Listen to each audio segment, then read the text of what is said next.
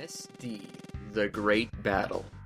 This is the first game in the Compata Heroes Great Battle series. The series whose objective was to be a fan crossover between three popular Japanese IPs, the Masked Rider, Ultraman, and Mobile Suit Gundam.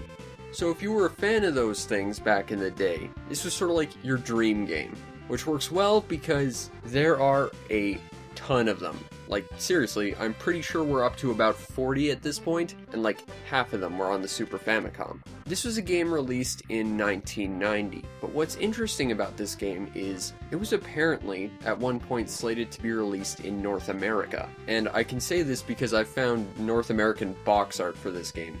So at one point, this was actually going to be available to us. However, that doesn't make a lot of sense because, again, it's a combination of three popular Japanese IPs, but in North America, well, we didn't get Ultraman until, I want to say there was an obscure Australian English dub produced in '93, 3 years after this game's release. The Masked Rider wouldn't show up in English until, I believe it's the third season of the Mighty Morphin Power Rangers, which would not premiere for another 3 years, and his cameo wouldn't show up for another 5, and Mobile Suit Gundam wouldn't premiere until about 1995 with Mobile Suit Gundam Wing. And the sad thing is, well, Ultraman failed hard, the Masked Rider pretty much failed hard as well, given that we don't see him in anything, and as much as I love my Gundam, yeah, that isn't exactly popular in North America either, although it was by and large the most successful out of the three. So it's kind of weird this thing was potentially going to be released in North America for three obscure Japanese series that we knew nothing about. In fact, the only reason I could see them doing it would be to cross-promote all three series releasing here at one point. But again, at least two of those are very obscure, and at their earliest wouldn't be showing up for at least another 3 years. So it doesn't really make sense for this thing to have been brought to North America by any means, or even been considered in the first place. But there's your weird facts for the day on stuff I did a stupid amount of research on things that, for the most part, I care very little about. The story is some dark, evil force of the combined villains of all three IPs have captured these planets, and three heroes, one of the Masked Riders, one of the many Ultraman, and the Night Gundam go to investigate, but they themselves get captured. So now it's up to what I assume to be the original Masked Rider, the original Ultraman, and the good old RX-782 Gundam to go and rescue them and save the planets from the forces of evil. And also, it's just a giant crossover fangasm for people who like these things, so story is hardly the focus.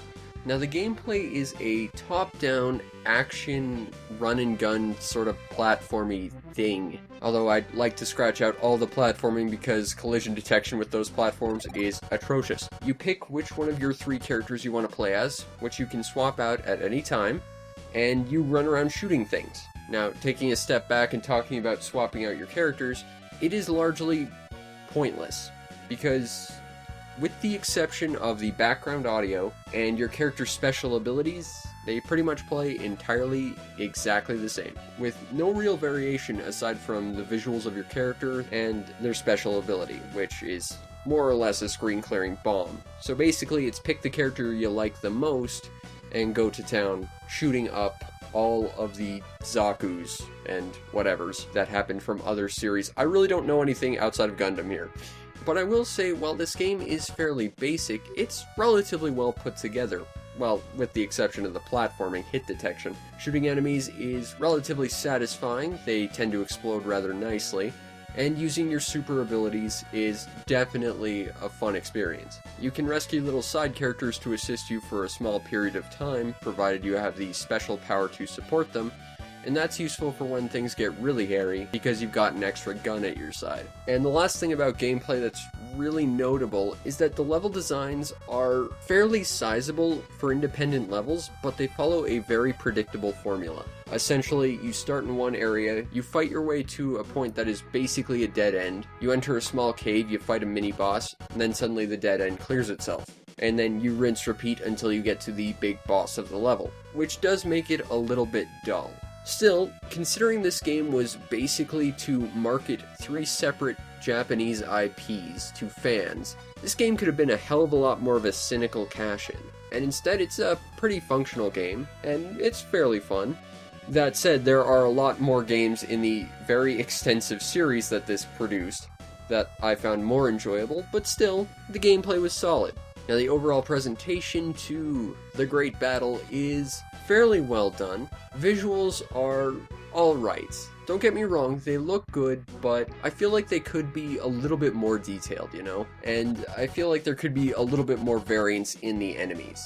Although granted, that might have more to do with the source material. I mean, I had this same problem with Great Battle 4, and that is, well, I can point to Gundam enemies and call them Gundam enemies. I can point to things I would say, yeah, that's what Ultraman would fight, but every enemy I would label as a Masked Rider enemy was basically just some guy in a black hood, and that was really boring. But again, that might be on the Masked Rider, for all I know. I'm not familiar with the source material. Also, while we're on this subject, is it just me or does the Cubile have a mono eye? I thought the Cubile had 2 eyes. Seriously, if someone could get back to me on this. The Great Mysteries of the Great Battle. The only other thing I can say about the overall visual design that I don't care for is the Gundam. Now don't get me wrong, the Gundam itself looks fine, but its weapon isn't the standard Gundam beam rifle. It's that weird, crappy gym beam spray gun that looks awful and was garbage in pretty much every Gundam game ever. It just seems a little weird they wouldn't bother, you know, designing the proper Gundam rifle, but that's a minor complaint at most. Audio-wise, well, this game has 3 songs. Each character has their own unique theme song, but from what I can tell, well, it gets a bit messy here, because while I can't speak for the Masked Rider, I can tell you that the Gundam theme doesn't sound like the Gundam theme. In fact, it doesn't sound like any song from all of Gundam. Like, all of it. Like, seriously, the entire anthology of Mobile Suit Gundam and all of its spin-offs does not sound like this music. I will give praise to the Ultraman theme, however, because it does work in the bass melody to the actual Ultraman theme. And at the end of the day, the 3 independent theme songs work and are relatively catchy, if not terribly memorable. That said, there's also only 3 of them. So if you don't like any of these 3 songs, you're basically out of luck. But overall, combining the visual and audio presentation does create a nice package. And that's not nothing, considering what this game was probably created to do. Now, if you want to get a copy of SD The Great Battle, well, it was only available on the Super Famicom. But that said, it is dirt cheap and pretty easy to find. Actually, most of the Great Battle games on the Super Nintendo were, with the exception of the 5th one, which costs an ungodly sum of money. And for like the less than $5 you should pay to get this game, yeah, it's a fun little time killer. And at the end of the day, this game, once again, could have been nothing but a cynical cash-in to promote 3 different series that had been going on for quite a while in Japan. But what we got was, you know, a fun game. And apparently it did well enough to get like 39 other sequels, one of which is an exclusive PSP dodgeball game I'll never get, which makes me unbelievably angry because I really like this series, I'd like to collect them all, but one was a stupid promotional item I'll never get. Great. But on the Super Famicom, this one is solid. Actually, pretty much all of them were, except for the second one. So, you know what? Yeah, for $5, grab SD The Great Battle. It's certainly a very basic game, but for what it's trying to do, it's certainly a fun game, and for the low price it's commanding, there's really no reason not to pick this up if it looks interesting to you.